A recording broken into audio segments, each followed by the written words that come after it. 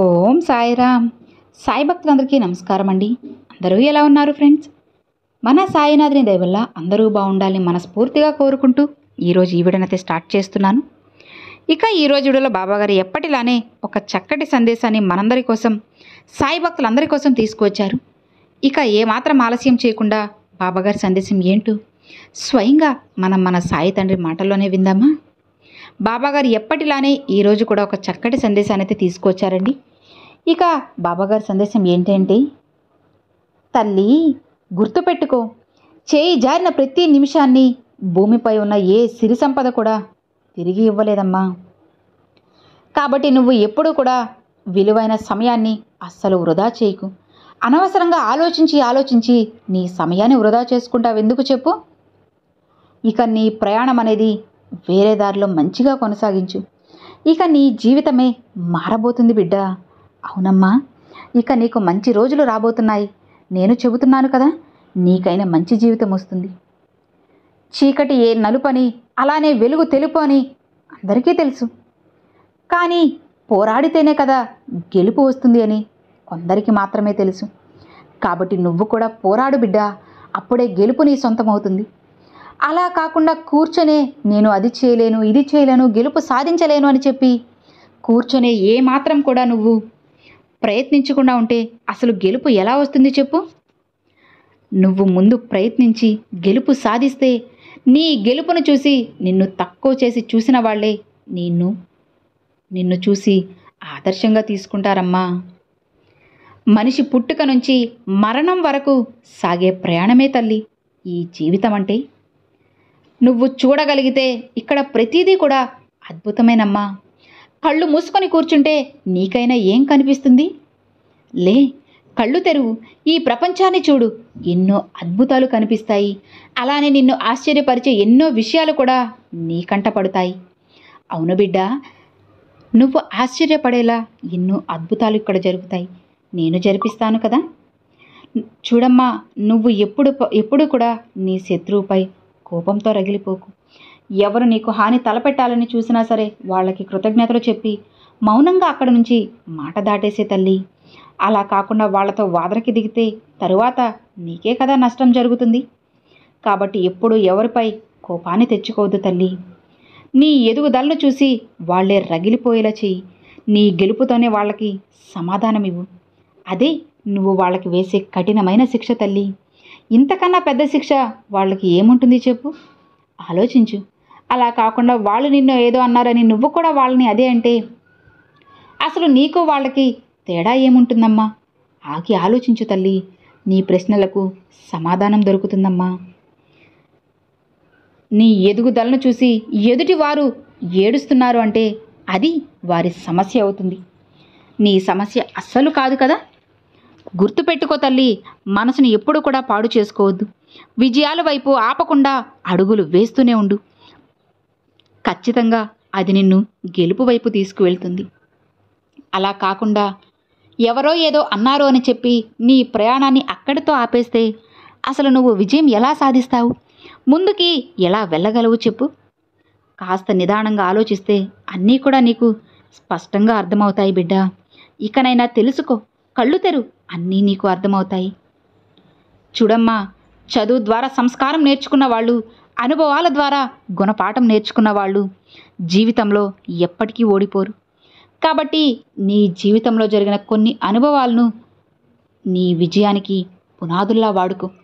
ఆ అనుభవాల ఆధారంగా నువ్వు ఇంకా ముందుకు వెళ్ళావు అంటే జీవితం అత్యంత ఎత్తులో నిన్ను నిలబెడుతుంది.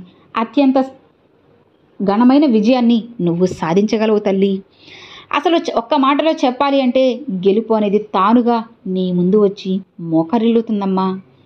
నిన్ను తీసుకువెళ్ళి అత్యంత ఎత్తులో కూడా కూర్చొని పెడుతుంది తల్లి. నువ్వు ఎప్పటికీ కూడా జీవితంలో ఓడిపోవు. ఇప్పుడు నువ్వు ఇతరుల్ని మోసం చేయవచ్చమ్మా. నువ్వు ఇతరుల్ని మోసం చేస్తే అది తాత్కాలికంగా నీకు ఆనందాన్ని ఇవ్వచ్చు. కానీ ఏదో ఒకరోజు భారీ మూల్యం అనేది నువ్వు చెల్లించక తప్పదు. చూడు బిడ్డ, ఆలోచించి మాట్లాడే మాటల్లో అబద్ధం ఉంటుందేమో కానీ ఆవేశంతో మాట్లాడే మాటల్లో మాత్రం కఠినమైన ఎవ్వరూ నమ్మలేని నిజం మాత్రమే ఉంటుంది. కాబట్టి కొంతమంది నీతో కోపంగా రగిలిపోతూ మాట్లాడారు అంటే ఆ కోపాన్ని కాదు, ఆ కోపం వెనుక ఉన్న బాధని నువ్వు అర్థం చేసుకో. కోపం వెనుక ఉన్న మాటల్ని అర్థం చేసుకుంటే అన్నీ నీకే అర్థమవుతాయి.